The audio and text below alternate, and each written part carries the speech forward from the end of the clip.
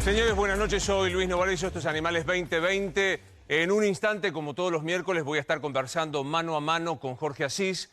Hay de política y mucho para conversar en la jornada de hoy. Javier Calvo promete que vamos a hablar de las internas que hay en el gobierno muy fuertes. Con Máximo Montenegro vamos a estar hablando de la economía, una caída estrepitosa.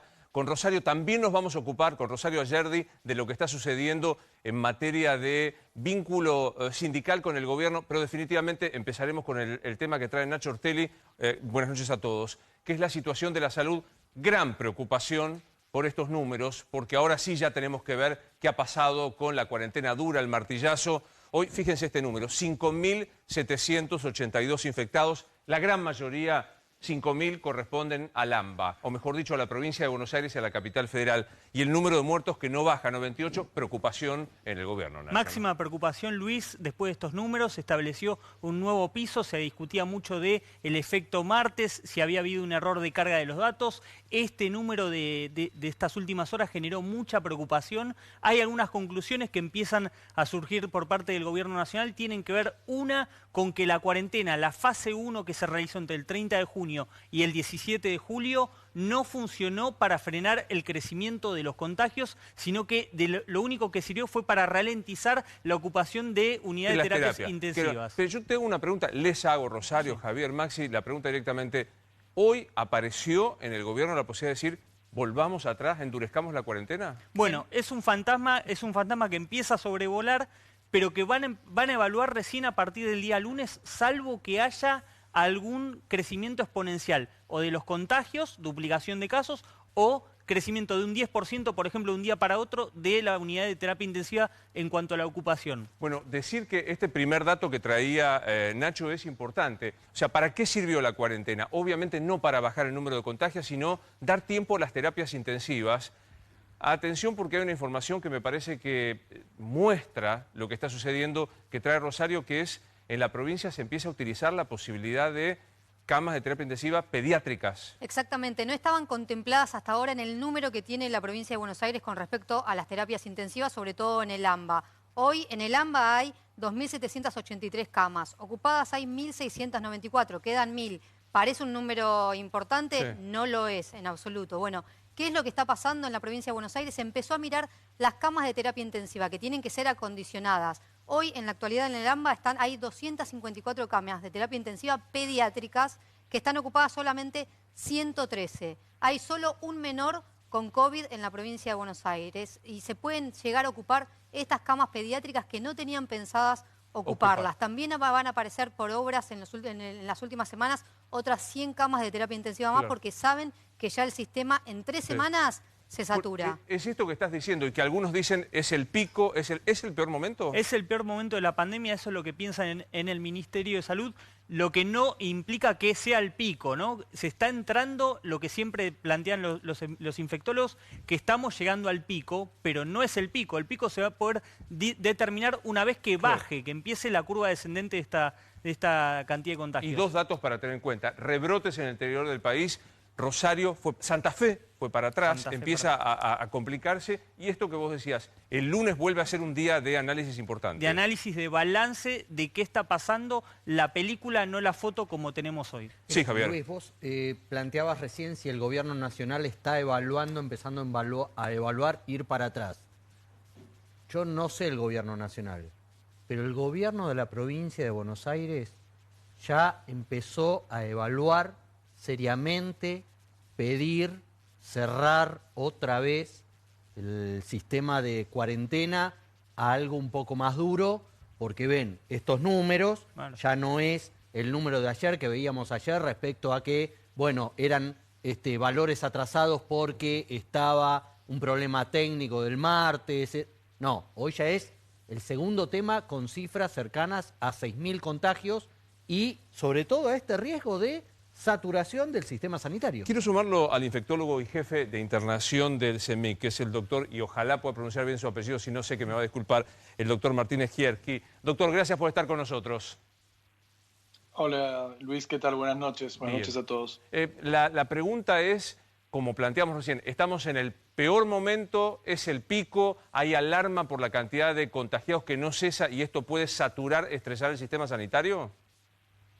No estamos en el pico, creo que estamos empezando a entrar en una fase de aumento de aceleración de casos, como se habló previamente. Creo que las próximas 2 o 3 semanas van a ser las de más trabajos para todos nosotros, y la verdad que es cierto que uno sabe cuándo está en el pico, cuando dejó de ocurrir, ¿no? Claro. Pero estamos esperando que con el aumento de la circulación de la gente y el número de casos sostenidos que ha venido en aumento, estemos entrando en lo que se llama el pico de la curva. Si bien no es una curva logarítmica, en Argentina no se duplican afortunadamente los casos en pocos días, como en otros lugares del mundo cuando la curva es logarítmica, sino que hemos tardado más de 20 días en duplicar casos, por lo cual es un pico probablemente más manejable que los que tuvieron una catarata de muchísimos pacientes en muy pocos días y un sistema de salud sobresaturado. A ver si saco bien conclusiones de lo que usted está diciendo, Martín. Lo primero es razonable que venga el aumento de contagios. Esto iba a pasar, está previsto, lo hemos visto en todo el mundo. Este aumento de contagios, sin embargo, no da la impresión que vaya a desbordar el sistema sanitario. ¿Estoy diciendo bien? Hoy, como está proyectado, es difícil decirlo, esperemos que no, Luis, porque ya estamos con una capacidad bastante al límite, sobre todo las instituciones privadas, que es donde yo trabajo en Capital, en CEMIC, por ejemplo, pero la verdad que era esperable el número de aumento de casos, esto iba a ocurrir. El tema es cómo se podía distribuir esto en el tiempo. Cuando la gente circula, aumentan los casos, y eso sabíamos que iba a pasar. Sabíamos que no se podía tener una cuarentena eterna porque las consecuencias pueden ser peor que la enfermedad, pueden ser peores que la enfermedad. Así que bueno, y tuvimos 4 meses para prepararnos. Así que ahora me parece que tenemos que pasar estas próximas semanas, que van a ser las más difíciles. Van a aumentar los casos y van a aumentar el número de muertes, porque cuando van aumentando los casos, las muertes se desfasan 2 o 3 semanas después en el aumento, porque la gente se diagnostica hoy, pero no se muere hoy los pacientes que lamentablemente pueden fallecer por COVID, sino que esto va a ocurrir 2 o 3 semanas después del contagio, probablemente, Claro. 2 o 3 semanas después del diagnóstico. Así que la curva de muerte, hablando así un poco fríamente, pero es lo que me pidieron que les diga hoy, se desfasa en 2 o 3 semanas de la curva de casos en general. Claro.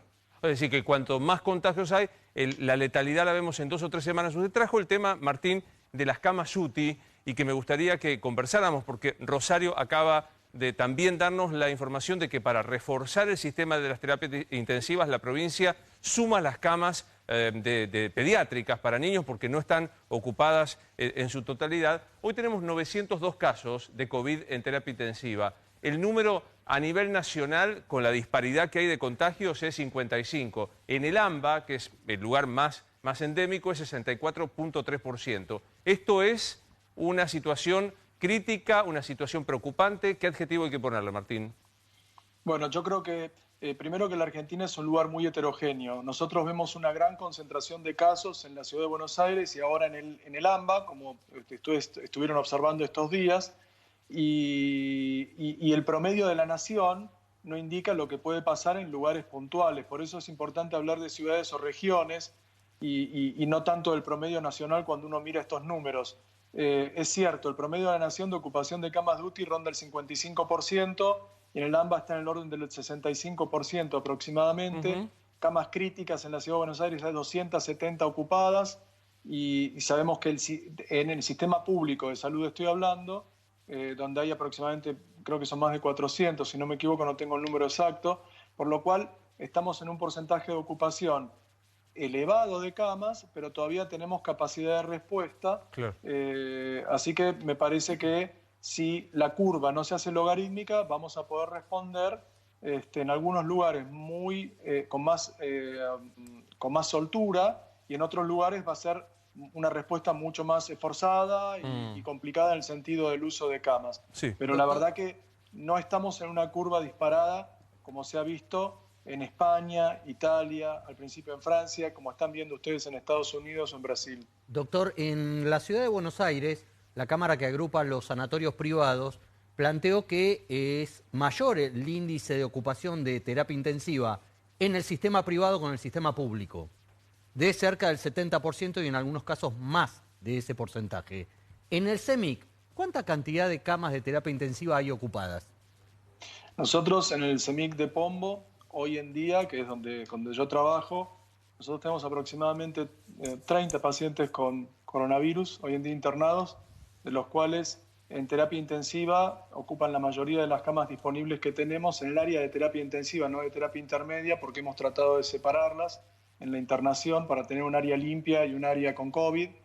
Y la verdad que sí, tenemos un porcentaje de uso elevado, ¿no? Tenemos varios pacientes que están en respiración mecánica y la mayoría de las camas hoy en día ocupadas por COVID en terapia intensiva, eso es cierto.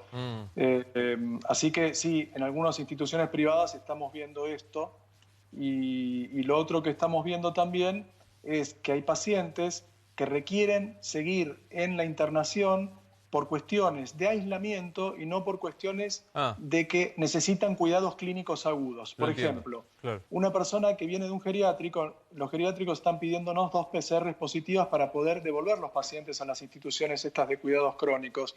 Los pacientes, nosotros sabemos que después del día 10 probablemente ya no contagien más, pero sin embargo sus test en la faringe siguen siendo positivos y pueden ser positivos un mes o un mes y un poco más.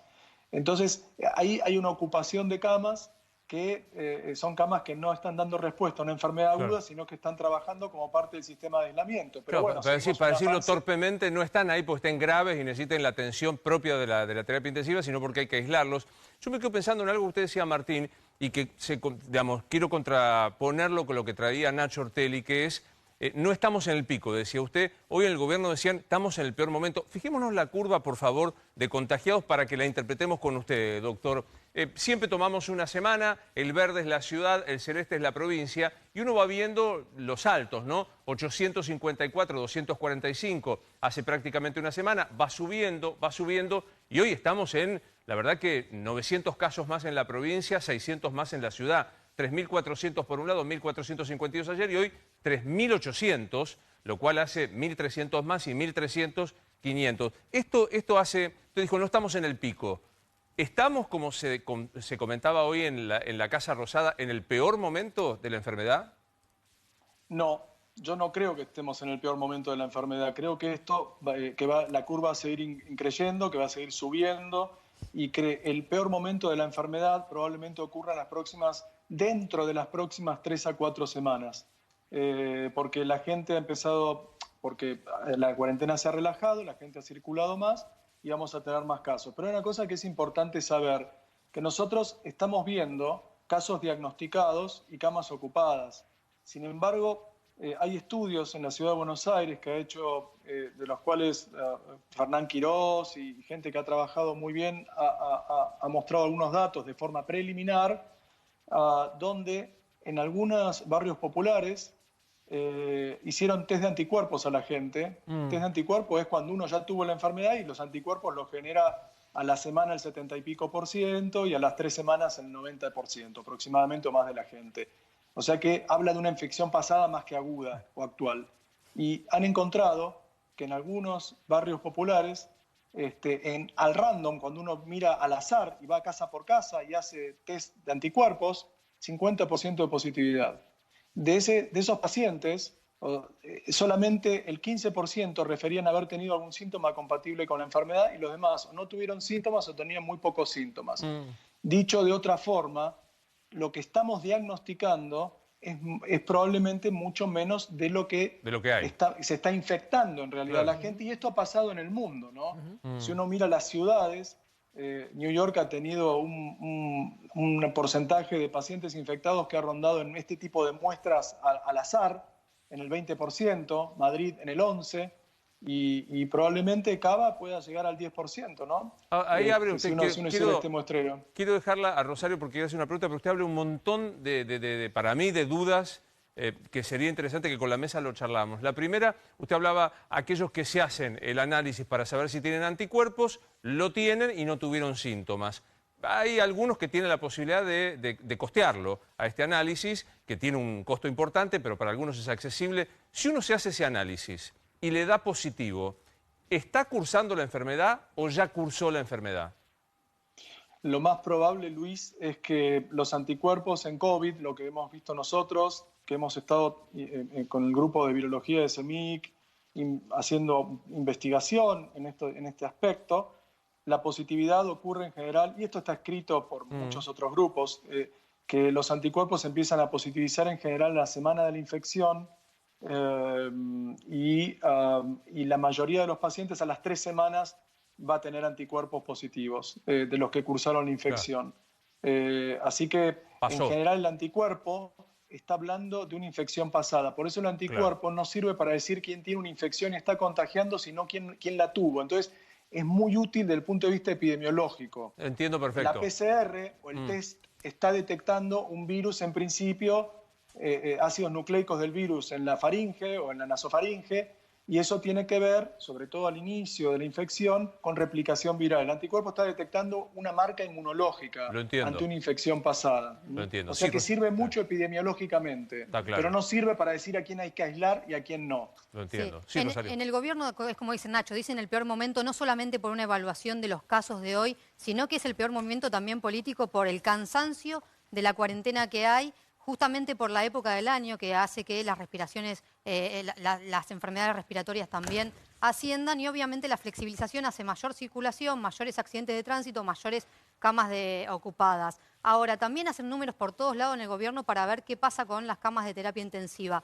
Lo que dicen hoy es que se bajó la ocupación, los días de ocupación de camas de terapia intensiva, quizás también tratando de sacar los pacientes antes o a destiempo. 14 días dicen que hoy están los pacientes en camas de terapia intensiva, 20 días estaban antes. ¿Es esta la situación?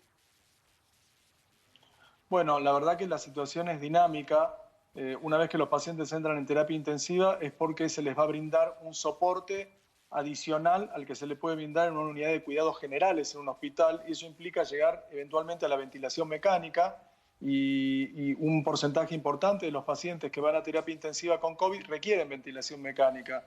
Así que sí, es probable, las medianas son variables en la estadía en las terapias intensivas, pero sí, entre 10 y 12 días seguramente es lo que está cada paciente una vez que cruza la puerta de terapia intensiva. Por eso es muy importante la política de determinar en qué pacientes realmente vale la pena, en el buen sentido, el uso del recurso en función de lo que hay que salvar. Por ejemplo, hay pacientes que tienen una enfermedad terminal o muchas enfermedades y tal vez no es necesario en esos pacientes utilizar un recurso que se puede utilizar en una persona más joven que tiene una expectativa de vida mucho más larga y demás. Es una decisión terrible, pero algunos países la han tenido que tomar. Esperemos nosotros no tener que estar como en la puerta de una terapia intensiva decidiendo quién entra y quién no, más allá de lo que es razonable, ¿no? Doctor, ha sido un placer que haya estado esta noche con Animales. Le mandamos un gran abrazo.